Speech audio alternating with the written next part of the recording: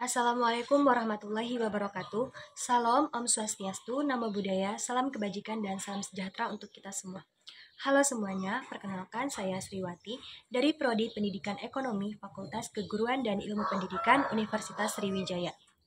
Baiklah, di sini saya akan memenuhi tugas tengah semester mata kuliah Ekonomi Mikro yang diampu oleh yang terhormat Ibu Dr. Dwi Hasmidiani MSI dan Ibu Dian Eka Amrina SPD MPD, yaitu tentang permasalahan ekonomi yang terjadi di lingkungan sekitar kami.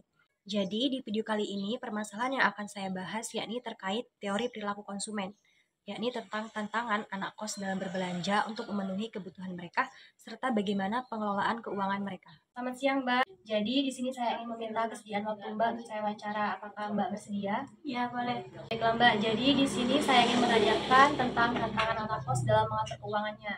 Mbak sendiri sebagai anak kos, gimana sih cara mengelola keuangan untuk memenuhi kebutuhan? Sejujurnya saya sendiri seringkali tidak membuat anggaran yang jelas. Saya terkadang menghabiskan uang seiring waktu dan tidak selalu memikirkan konsekuensinya. Apakah ada hal khusus Mbak yang menjadi penyebab pengeluaran yang berlebihan tersebut? Saya terkadang mengambil keputusan atau bertindak tanpa pertimbangan yang matang. Misalnya saya dalam membeli barang-barang yang sebenarnya tidak terlalu dibutuhkan. Selain itu, terkadang saya tergoda untuk makan di luar atau jalan-jalan. Lalu bagaimana nih cara Mbak mengatasi situasi ketika keuangan tidak cukup untuk mencakup semua kebutuhan? Biasanya saya mengandalkan pinjaman dari teman atau keluarga. Dari wawancara yang saya lakukan, dapat diketahui bahwa Mbak Ikrimah sebagai anak kos terkadang masih kesusahan dalam mengatur keuangan untuk berbelanja memenuhi kebutuhannya. Dari permasalahan ini, maka bisa kita kaitkan dengan teori perilaku konsumen. Teori perilaku konsumen adalah analisis yang menerangkan bagaimana seorang konsumen menentukan jumlah dan komposisi dari barang yang akan dibeli dari pendapatan yang diperolehnya. Jadi, teori perilaku konsumen merupakan studi yang mempelajari bagaimana konsumen mencari, memilih, membeli, menggunakan, dan mengevaluasi suatu barang atau jasa dalam memenuhi kebutuhan mereka.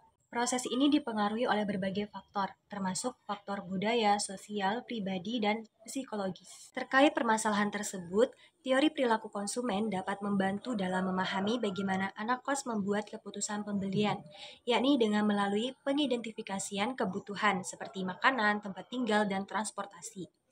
Kemudian melakukan pertimbangan opsi yang sesuai dengan anggaran dan pilihan pribadi. Dan yang terakhir yakni pengambilan keputusan yang melibatkan faktor seperti ketersediaan, kualitas, dan harga itu sangat mempengaruhi keputusan pembelian. Selain itu, dapat juga membantu dalam memahami bagaimana mereka memilih produk atau jasa. Misalnya, mereka mengevaluasi produk berdasarkan harga, kualitas, dan kebutuhan spesifik.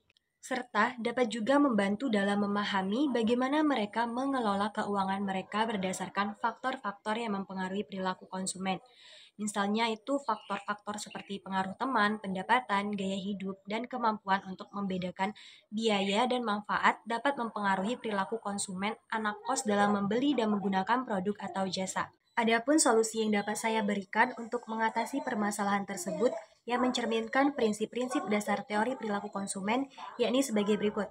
Yang pertama, buat rencana anggaran bulanan. Susun rencana anggaran bulanan dengan memprioritaskan kebutuhan dasar, seperti makanan, transportasi, dan kebutuhan pokok lainnya. Dan hindari pengeluaran impulsif yang tidak terencana.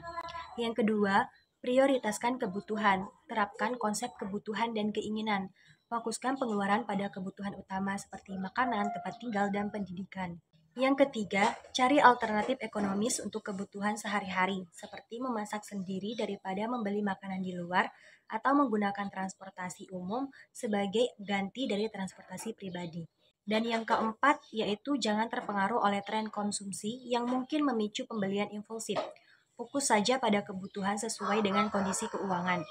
Dalam teori perilaku konsumen ini, penting untuk memahami bagaimana individu membuat keputusan pembelian, memprioritaskan kebutuhan, dan merespons stimulus ekonomi. Baiklah, demikian dari saya. Semoga solusi yang saya berikan dapat membantu dalam mengatasi masalah tersebut. Satu tujuan, satu langkah. Mari bersama atur keuangan dengan bijak. Sekian video dari saya akhiri. Wassalamualaikum warahmatullahi wabarakatuh.